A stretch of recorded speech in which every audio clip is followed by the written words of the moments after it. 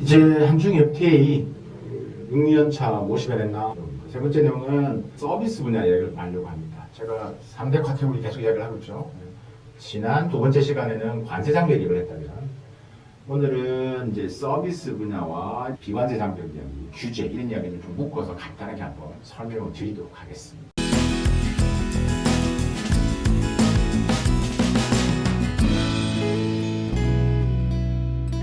일단 한중 FTA 서비스 분야를 이해할 때는요, 기본적으로 좀 전문적인 용어를 좀 알고 가야지만 좀 이해가 되시기 때문에 FTA라는 것은 이 WTO의 이 룰을 가지고 와서 만들어진 겁니다. WTO라는 것은 다자 협상이잖아요. 많은 나라들이 들어가 있는 거잖아요. FTA는 WTO가 워낙 많은 사람이 있으니까 내 의견이 다 관철이 안 되잖아요. 힘 있는 자들 위주로 만들어지잖아요. 예를 들면. 그러니까 내 뜻이 반영이 안 되니까 나와 뜻이 비슷한 사람끼리 혹은 가장 가까이 붙어 있는 나라끼리 뭐 하는 겁니까? 너랑 나랑 가까우니까 뜻이 같으니까 장벽을 없애자. 그죠? 왔다 갔다 할 수 있게끔 하자. 그게 어떻게 보면 그게 FTA인 거예요. 그죠? 그렇기 때문에 기본적으로 FTA는 WTO의 전체적인 프레임을 가지고 와서 조금 변형시킨 거다 이렇게 이해하시면 될 것 같고, FTA 서비스 분야에서의 똑같이 이제 핵심 내용은 WTO에서 그러니까 GATS라는 표현을 쓰는데 WTO에서 규정한 서비스에 관련된 부분에서의 형태를 그대로 이제 가져오고 있습니다. 기본적으로 이 GATS에서 이 서비스 무역, 서비스 분야에 대해서 네 가지의 서비스 공급 모드를 정하고 있습니다. 그러니까 한중 FTA도 이 내용에 근거를 하고 있다고요. 그러니까 모드 1, 모드 2, 모드 3, 모드 4로 갑니다. 그러니까 모드 1은 뭐냐면 크로스 보더, 그죠? 국경 간 공급입니다. 그러니까 생산자가 국경을 넘어서 소비자에게 서비스를 제공. 그러니까 국경을 넘어서 그 나라에 있는 소비자에게 서비스를 제공하는 겁니다. 그러니까 인터넷을 통해서 경영 컨설팅을 한다든가 법률 자문 서비스, 뭐 국제 화물 운송, 통신 서비스가 이제 모드 1에 해당되는 거예요. 두 번째가 이제 모드 2, 이건 이제 해외 소비라고 말을 씁니다. 이게 consumption abroad라고 하는데, 소비자가 모드 1은 생산자가 국경을 넘는 거예요. 모드 2는 소비자가 국경을 넘어서 생산자가 거주하는 국가로 이동해서 서비스를 제공받는 겁니다. 해외 유학 가는 거죠. 중국인들이 한국에 유학 오는 거, 해외 의료 진료하는 거, 해외 관광하는 것들 다 모드 2에 해당됩니다. 모드 3는 뭡니까? 상업적 주제라고 합니다. 이게 이제 우리 기업이 중국에서 법인 만드는 거, 뭐 자회사 만드는 거, 이런 것들을 설립해서 서비스를 공급하는 것들. 우리나라 은행이 중국 가서 은행을 지사를 만들고 법인을 만들고 거기서 은행 서비스를 하는 것들 모드 3에 해당되는 거죠. 우리 기업들 중국 투자하는 거 다 모드 3에 해당되는 거예요. 모드 4가 자연인의 이동입니다. 그러니까 건설 인력들이 해외 가서 건물이나 도로 등을 건설하는 경우, 그죠? 그 다음에 캐파스타들이 해외 공연하는 거, 다 이런 것들이 해당되는 것들. 그러니까 이렇게 일단 모두 1, 2, 3, 4로 나눠진다. 그래서 여러분들이 나중에 FTA 서비스 분야 이야기를 할 때 서비스 분야는 WTO GATS를 기준으로 하고 그 이상의 서비스 내용을 주기로 서로가 약속을 했어요. 한중 FTA. 최소한 너와 나랑 하는데 FTA 다자 있는 그 정도 수준만 하면 안 되잖아. 우린 좀 더 많은 혜택을 너랑 나랑 주고받자. 이겁니다. 이해가시죠? 네. 이제 2단계 협상 방식을 채택하고 있다라고 말씀드렸습니다. 그러니까 처음에는 한중 FTA가 발효가 됐지만 관세 장벽 철폐에만 집중이 돼 있었어요. 서비스까지 하기 위한 시간이 너무 오래 걸리는 거죠. 이 한중 FTA 서비스 분야 같은 경우는 이제 후속 협상으로 넘겼는데 기본적으로 우리가 포지티브로 일단 하자. 포지티브 협상 뒤에 자료 나옵니다. 하고 나중에 후속 협상에서는 이걸 네거티브 협상으로 바꾸자. 뭐가 포지티브고 네거티브인지 설명을 드릴 거예요. 그래서 2단계 협상 방식이라는 거를 이야기했다. 자, 이해되시죠? 한중 FTA에서 관세 장벽 됐지만 비관세 장벽, 그 다음에 서비스 분야에서 2단계 방식, 2단계 방식은 일단은 먼저 포지티브만 하자. 포지티브는 무슨 협상이냐? 이 분야, 이 업종, 이 서비스 분야, 이거만 가능하고 나머지는 안 된다라는 겁니다. 그죠? 개방폭이 좁다, 좁다. 일단 이렇게 하고 나중에 이제 후속 협상을 통해서 네거티브로 바뀌자. 이 분야, 이 서비스 업무, 이 분야만 안 되고 나머지는 다 개방시키자. 이겁니다. 지금 진행하고 있는 거예요. 안 끝난 거예요. 지금도 진행 중이다. 그래서 서비스 양어를 할 때 한중 FTA에서 처음에 협상을 할 때 기존에 했던 포지티브 했던 부분들이 지금 뭐 법률, 건설, 환경, 유통 뭐 일부는 품목들이 이제 좀 시장 개방을 줬죠. 좀 확보를 했고 다음에 첫 번째 강의 때 말씀드렸다시피 한중 FTA에서 중국이 다른 나라한테 주지 않았던 금융, 다음에 통신, 전자상거래에 대한 기반의 틀을 만들었다.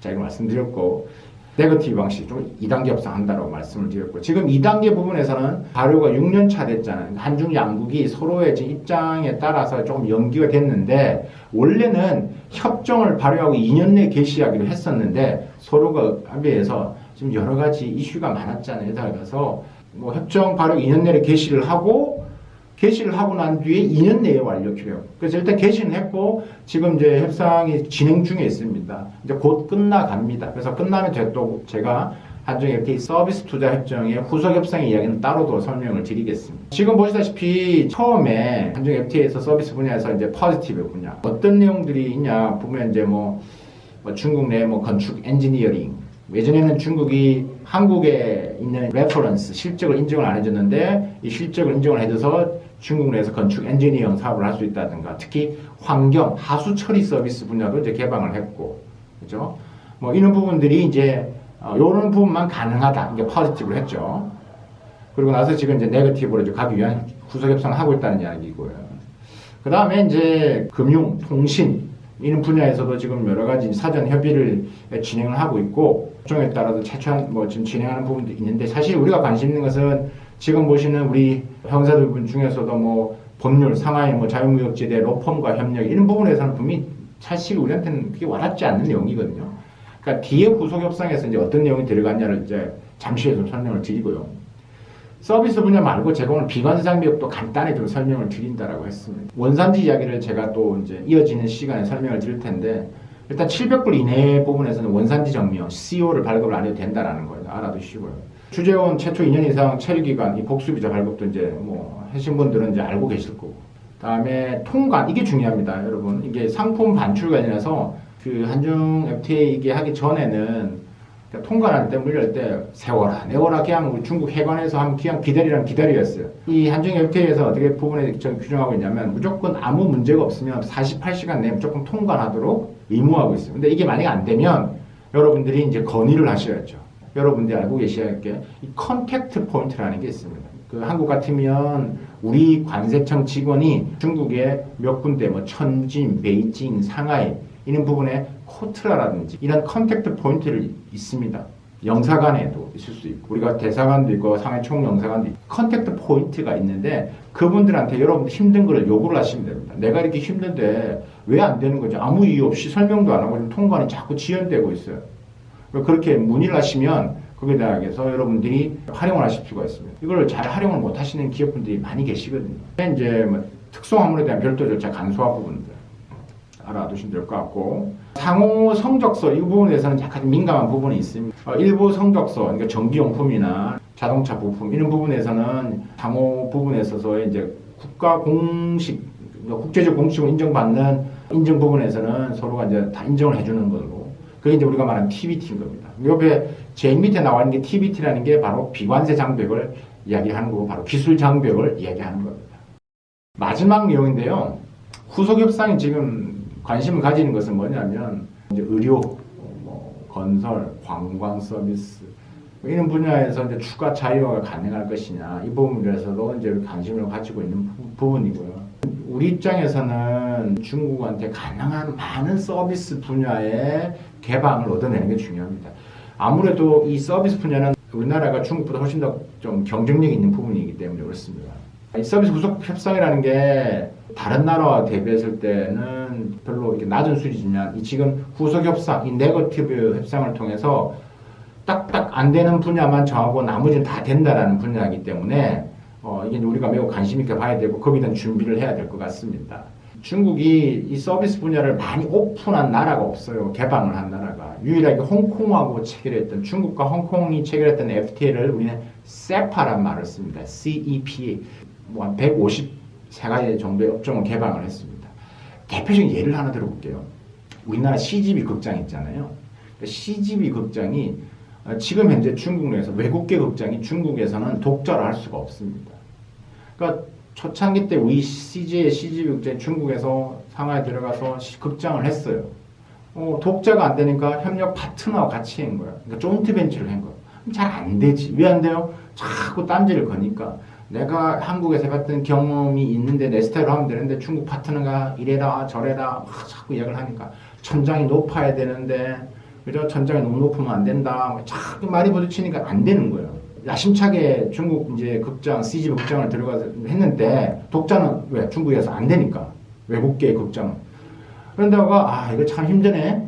그러다가 뭘 알게 됐냐면 홍콩을 통해서 중국과 홍콩이 체결한 이 세파라는 일종의 FTA를 통해서 홍콩에 일단 갔다가 홍콩에 중국 투자하니까 이거 독자 되네. 여러분들이 중국 가시면 CGV 극장이 지금 뭐 100개 이상 훨씬 더 많아진 겁니다. 독자로 지금 CGV 극장이 중국에 다 하고 있는 거예요. 우리 스타일의 우리의 서비스 경쟁력을 가지고. 그러니까 이제 한중 FTA를 얘기하지만 서비스 분야는 어떻게 보면 중국이 가장 많이 서비스 분야를 개방한 게 홍콩과 체결한 이 세파 때문에 그렇습니다. 그러니까 그 전략에 따라서 이 홍콩을 경유해서 중국 가는 방법도 있을 수 있는 것들이죠. 그래서 우리가 지금 협상을 할 때 지금 홍콩과 중국이 한 이 세파 부분들을 가지고 이야기를 많이 해요, 요구를. 근데 아무래도 홍콩은 중국의 또 이제 일부분이니까, 그러니까 내 자식하고 한 거잖아요. 그러니까 많이 개방을 해주죠. 다른 나라와 할 때 서비스 분야를 개방하는 게 분명히 한계는 있다. 하지만 우리는 최소한도로 우리가 할 수 있는 부분들에서 지금 이제 하려고 하죠. 뭐 호주하고 했던 FTA에서는 뭐 호주 병원이 중국에 독자로 할 수 있게끔 한 케이스도 있고요. 뭐 R&D, 뭐 다음에 공항 운영 서비스 이런 것들이 이제 추가 개방을 했거든요. 이런 부분에 있어서 우리도 이제 더 많은 걸 해야 될 것 같으니까 이제 앞으로 이제 이어지는 후속 협상이 이제 타결되면 제가 따로 그 결과를 가지고 좀 더 분석을 해서 우리 정회원분들한테 설명을 해 드리도록 하겠습니다. 마지막으로 우리가 서비스 협상을 얘기하면서 좀 우리 정회원분들이 참고하셨으면 하는 게 지금 중국에 있는 이 자유무역 시범구잖아요. 자유무역 시험구란 말도 쓰고 이게 처음에 상하이가 났을 때 우리가 많은 관심을 가졌어요. 그러니까 예를 들면 우리 화장품 기업들 같은 경우도 우리가 위생허가 있어야지만 반드시 수출을 했는데 일단 먼저 개방을 하고 후 검사를 하는 이런 식의 좀 특이한 방식이 있어가지고 많은 관심이 있었어요. 근데 이게 자유무역 시험 그 안에서 있어야 되기 때문에 뭐 경례 책임이 있어야 되고 여러 가지 문제가 있다 보니까 활용도가 높지가 않았었어요. 어쨌든 중국도 이 자유무역 시험구가 많아졌죠. 그래서 뭐 작년 8월 달에 산동을 포함해서 8개가 추가가 되고 지금 현재 중국 내 총 18개 자유무역 시험구가 있습니다. 이 자유무역 시험구는 쉽게 설명드리면 홍콩보다 바로 밑에 단계라고 보시면 됩니다. 그래서 자유무역 시험구에 대해서 앞으로 어떻게 활용을 할 것인지 이 활용을 할 수 있는 방안에 대해서도 앞으로 또 추가적인 또 이 동영상을 통해서 우리 정회원분들한테 컨텐츠를 제공해 드릴 수 있도록 하겠습니다. 일단은 이런 활용 가능성에 대해서 여러분들이 좀 염두에 두시고 지금 총 18개가 있다. 연해 지역부터 내륙까지 그러니까 이런 것들도 참고를 하시고요.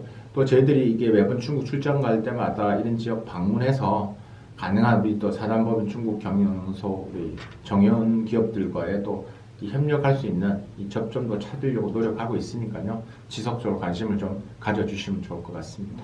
오늘 여기까지 하겠습니다. 수고하셨습니다.